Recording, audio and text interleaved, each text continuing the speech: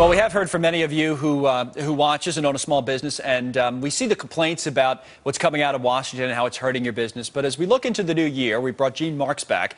Give us 5 ways Washington could actually make life tougher on small businesses in 2012. CEO of the Marks Group, consulting a number of small businesses, more than 500. Good to see you, Gene. Great to see you, Colin. All right, so the 5 ways that Washington, if it's possible, can make things worse. And number 1 is actually very political. The Newt Gingrich would be the Republican nominee. I know, and you know, a lot of people will take issue with me for saying that. And I actually love Newt Gingrich. I think he is a great, great personality, great candidate, and all that. Clearly. But I don't know if he's really going to be electable against Obama. And I really feel, as a person who voted for Obama 4 years ago, would never vote for him again. As a lot of business owners feel the same way. We need to have somebody in there that can really defeat Obama. So you did vote for the president. I did, and I'm a Republican as well. So, and I wouldn't do it again. So that'll be the centrist vote and that type of thing is your reason. I consider myself to be a centrist. Number 2, in terms of how Washington can screw up my small business. That's the topic from Gene Marks.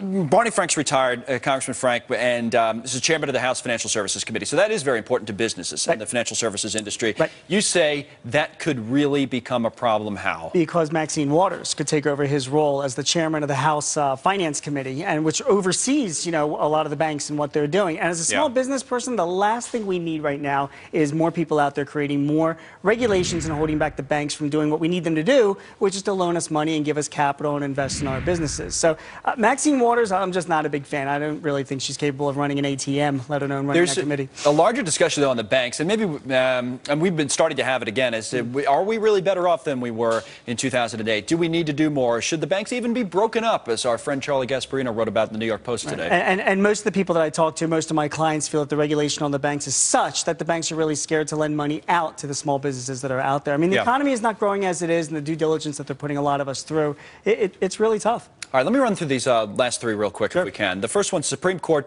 declares that health care reform is constitutional. Yeah. So if it is not overturned.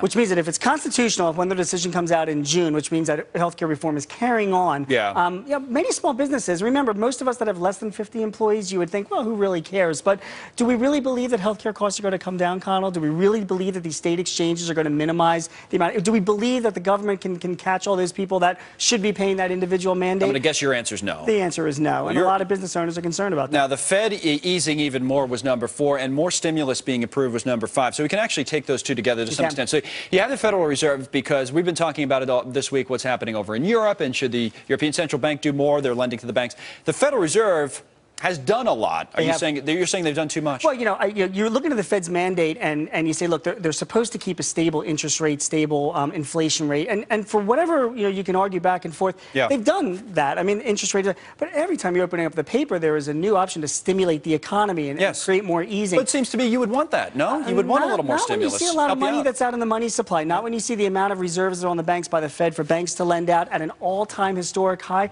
The risk of inflation and too much easing creates a lot of uncertainty for businesses. Gene, thank you. Thank you, Colin. Good to see you. Gene Marks with us today. All right, how about this? Get a little slider and also have a pint with it. Apparently, that's what White Castle is going to be coming forward with.